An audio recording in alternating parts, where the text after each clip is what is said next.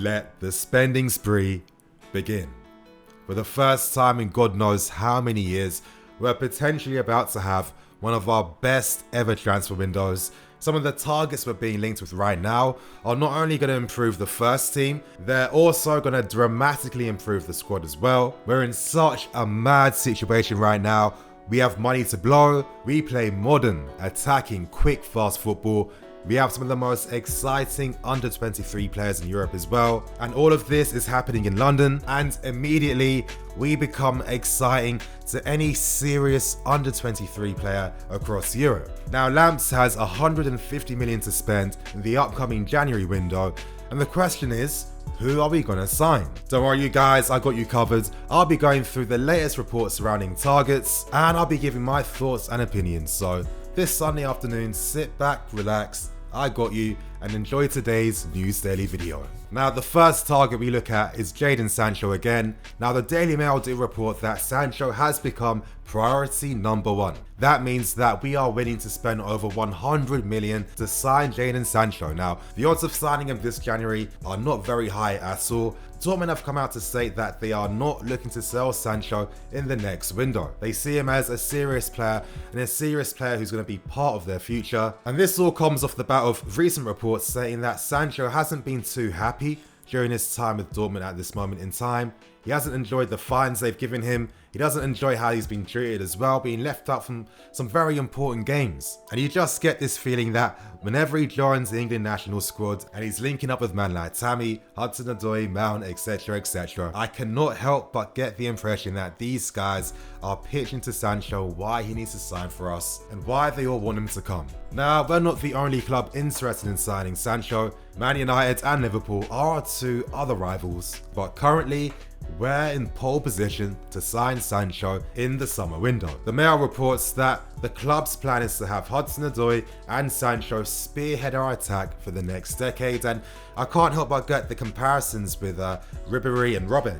Can you imagine Sancho on the right and Hudson down the left, with Pulisic supplementing them? Currently, Sancho has got himself back in the team. He had a good cameo against Barcelona, and he had a fantastic game against Düsseldorf recently, getting 2 goals and 1 assist. It's obvious that he's most likely leaving Dortmund, but do I see him going to Liverpool competing with Salah and Mane? I don't see that working. And then when you look at Man United, would Sancho want to sign for a club that may not be getting Champions League football for next season? They're a team that needs a lot of rebuilding and a huge restructure. How long is that going to take?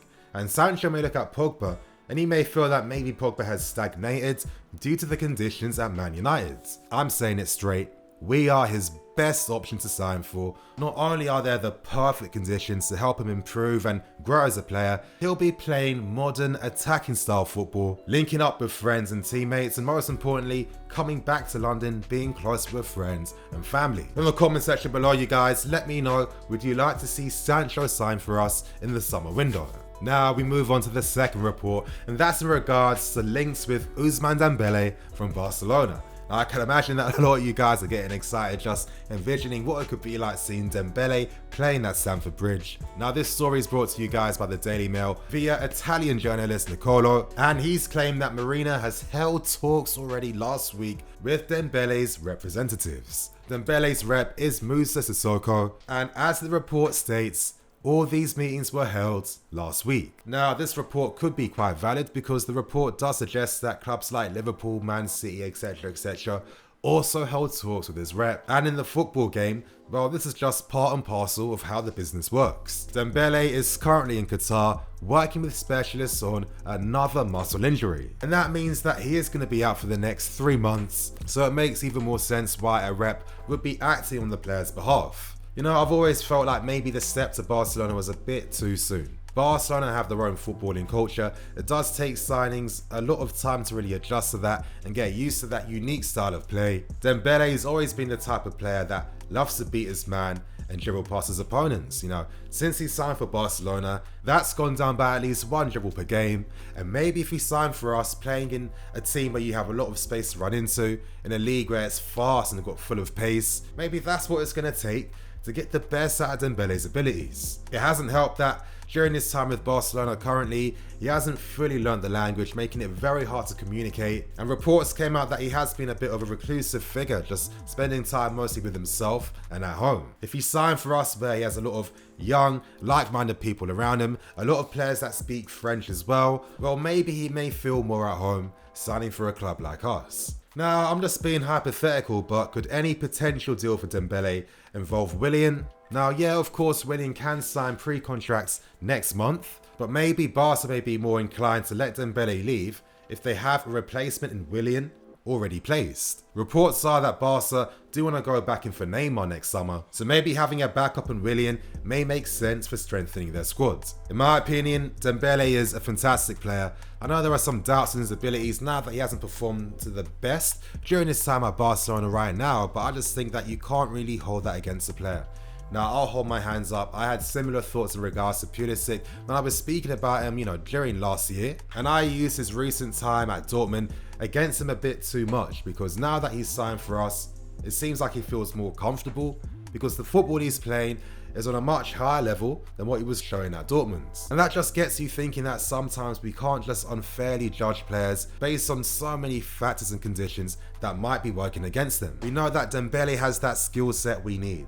A left footer down the right hand side. Just imagine him cutting inside, beating his man, freeing up space down the right. For Reece to have time and space to put an amazing delivery to Tammy.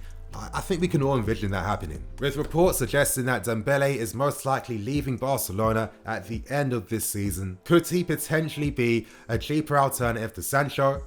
Well, I'll let you guys decide. Out of Dembele and Sancho, who would you prefer to see at Stamford Bridge next season? In the card above somewhere, make sure you vote so I can see what you guys are saying. We move on to the next report, and that's in regards to reports suggesting that Aki could potentially replace Rudiger in the next window.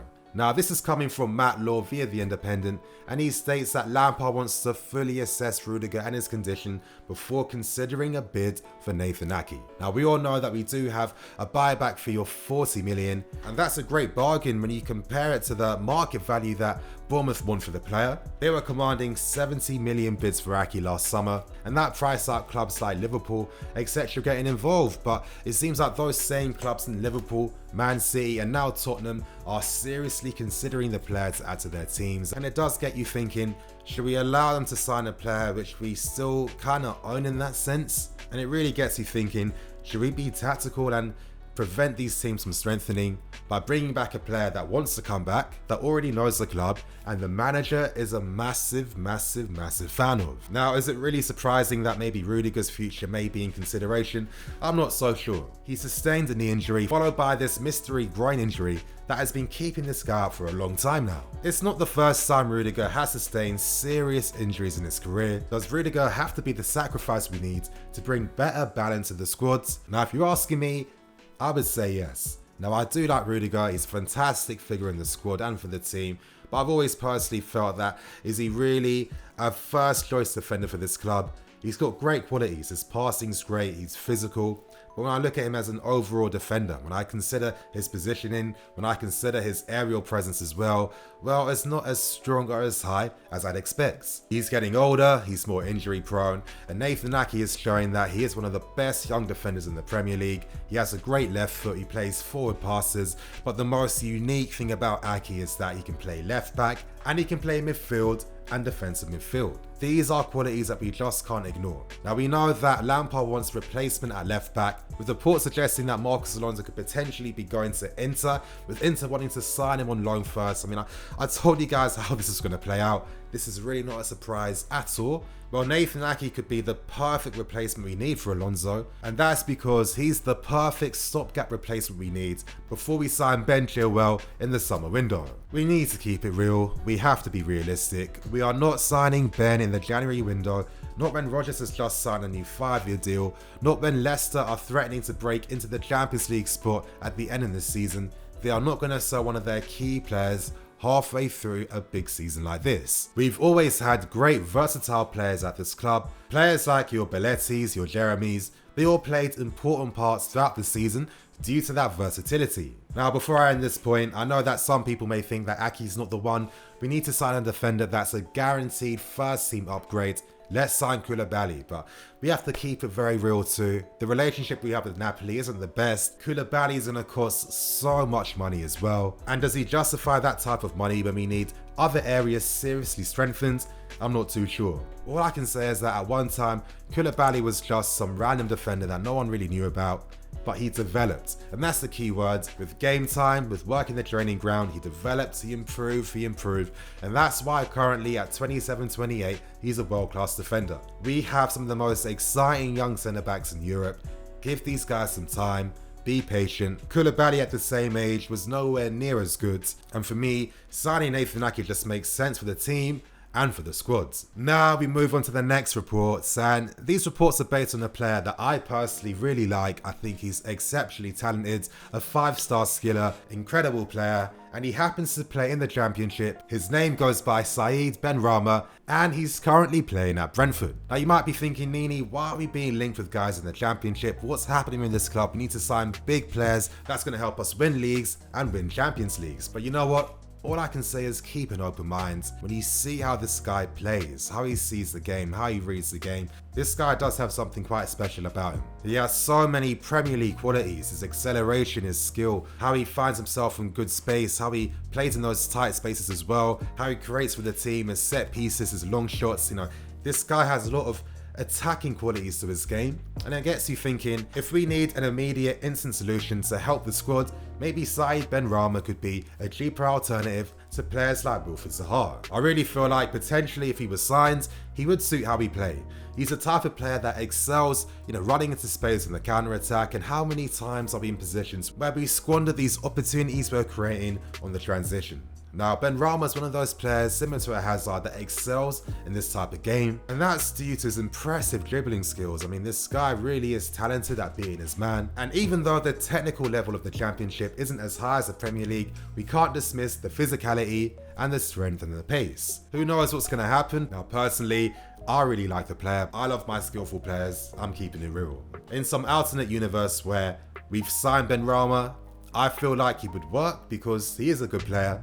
Is he going to be first team? I don't think so, but he would be a useful part of the squad. But from this point, you guys, we move on to the next report, and of course, that's on Ben Chilwell from Leicester City. Now, I've spoken about Ben a lot. As I told you guys before, the player is really excited at the prospect of potentially signing for us, and he really wants to move.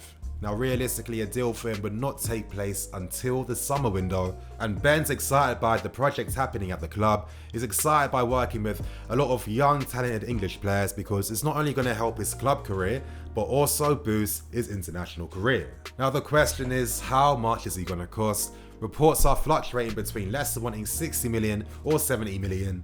And realistically, until we start reading reports that Leicester are in the market for new fullback options, I'm not expecting much to happen until the summer. Now, hopefully we sign the player before next summer's international tournaments, because we know how international tournaments boost and inflate the fees of players. It happens time and time again. The last thing I'd want is us having to spend £80 million to sign the player. Ben is very good aerially. He wins a lot of his headers with a very high success rate, so that's really going to boost how we defend as a team. He's got explosive pace, he's got decent crossing as well. He's a player that has a lot of potential, and he's signing for a club where it has the perfect environment and conditions to help players excel with their potential. I think we as fans feel like it's not going to be a surprise the day we sign him. And to end things with the final report, and that's with the final target, Wilfried Zaha.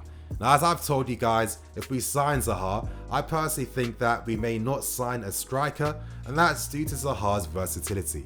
Now, as fans, a lot of times we forget that football's a squad game, and as a manager, you need to keep your squad happy. It eventually starts to affect the squad dynamic. So I think an important workaround is to invest in players who are multifaceted and can play in many different positions, because they may not play all the time, but you're always going to find a use to use them, and that way you can get better balance in game time from the squads. I also think as well that Zaha could realistically be signed in January. We do have 150 million we don't have that type of money for nothing. Zaha would be able to sign for us and play in the Champions League, which is only going to boost us in terms of what we do in this year's campaign. And if he signs, we could potentially allow a Pedro and Olivier Giroud to leave in the next window. I do like Zaha. I think he's a serious professional with a very strong mentality. I think he'd suit working and playing with the squad. And on top of that, he's a fantastic attacking player. I mean, this guy's dribbling ability is one of the best in the league. He skips by guys effortlessly, and it's about time that he plays in a better team that's fully going to get the best out of his abilities. I mean, this guy is single-handedly winning games for Palace every single time. I love that with most of the goals he scores, they're goals he's creating himself, and I think that's definitely an aspect we're missing out right now. Most of our goals come too systematically. We need those moments of brilliance, and that's definitely one thing that Zaha could bring to this team as this season goes on. He'd cost a lot of money, but I think it could be justified, and who knows, we've got Marina, one of the best football business people in the world. She can find a way to spin this deal. Maybe we could be offloading players to Crystal Palace. We have been doing a lot of business with Palace recently. We do have a good relationship, and maybe it was the plan to really get Palace buttered up before we make a potential move for Zaha. Potentially, who knows? You never know with Marina. But on that point, you guys, I'm going to wrap things up now and keep things moving. Thank you for watching. I'm EFC. This is Blue Lions TV. I'll see you guys later.